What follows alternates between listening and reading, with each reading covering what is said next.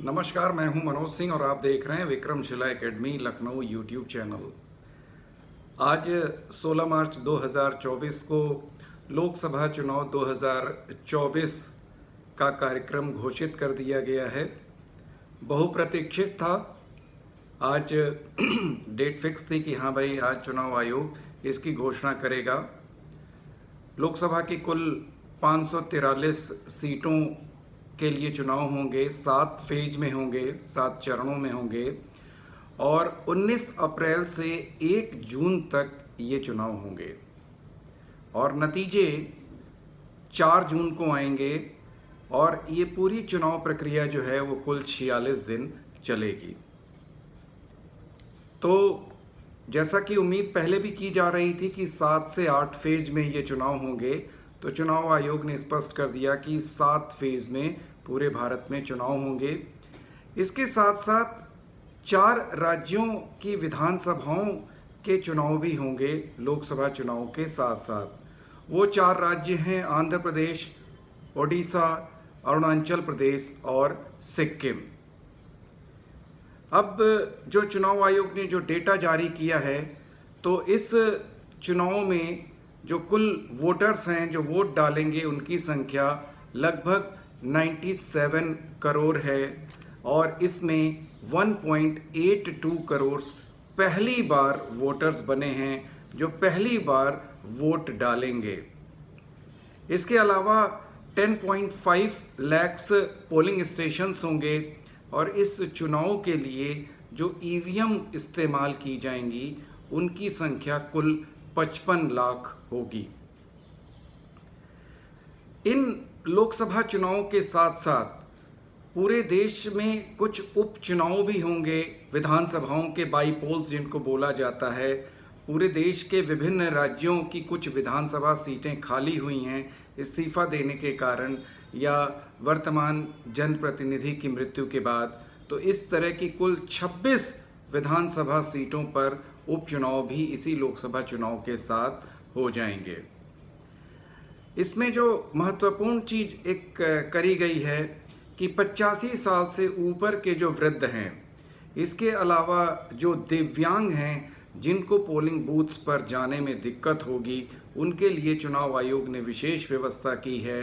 Postal vote के द्वारा जो अधिकारी हैं वो उनके घर जाएंगे और उनके घर से ही वो अपना मतदान कर सकते हैं, जिससे कि उनको कोई दिक्कत न हो। इसके अलावा इस लोकसभा चुनाव से पहले ही चुनाव आयोग ने कुछ ऐप्स बनाए हैं जिसके कारण लोगों को सुविधा हो। जो पहला ऐप है वोटर हेल्पलाइन ऐप, वो नए वोटर्स बनने के लिए ऑनलाइन आवेदन करने के लिए है, वोटर लिस्ट में अपना नाम खोजने के लिए है। इसके अलावा किसी का मतदान केंद्र कौन सा पड़ेगा मोहल्ले के हिसाब से, गांव के हिसाब से, वो इस ऐप के द्वारा खोजा जा सकता है, वोटर हेल्पलाइन ऐप। इसके अलावा एक बहुत महत्वपूर्ण, बहुत चर्चित ऐप एक है सी विजिल ऐप।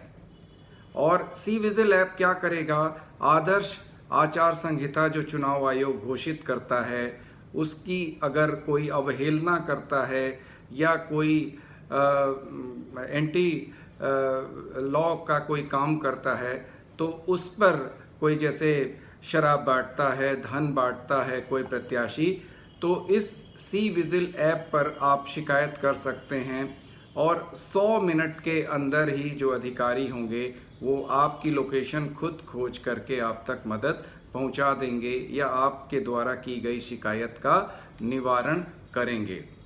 इसके अलावा नो योर कैंडिडेट एक ऐप और है। इसके माध्यम से आपके यहाँ जो भी कैंडिडेट खड़ा हुआ है उस कैंडिडेट की फ़ोटो समेत सारा विवरण होगा, जिससे मतदाताओं को सुविधा होगी कि अपने कैंडिडेट्स को जो उनके क्षेत्र में खड़े हुए हैं उनको जान करके उनको वोट देने में सुविधा हो सके और अपने वोट्स का वो बेहतर इस्तेमाल कर सकें। एक और ऐप है सुविधा पोर्टल। ये स्पेशली जो चुनाव लड़ने वाले लोग हैं या जो प्रत्याशी हैं उनके लिए काफ़ी उपयोगी होगा। और इसमें प्रत्याशी का नामांकन का जो फॉर्म्स वगैरह हैं वो उससे हासिल कर सकता है, शपथ पत्र भर सकता है। इसके अलावा जो अपने क्षेत्र में जो चुनावी रैलियां होती हैं उनके बारे में इस पे वो अनुमति ले सकता है और विभिन्न प्रत्याशियों के लिए ये सुविधा पोर्टल काफ़ी उपयोगी साबित होगा।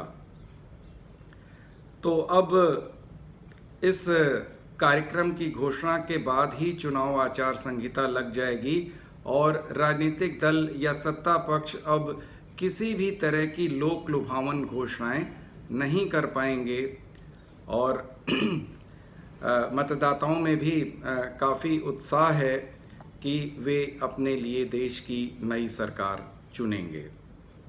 तो आज बस इतना ही। आपसे अनुरोध है कि Vikramshila academy Lucknow YouTube channel को अधिक से अधिक सब्सक्राइब करें, लाइक करें और शेयर करें। नमस्कार, जय हिंद, जय भारत।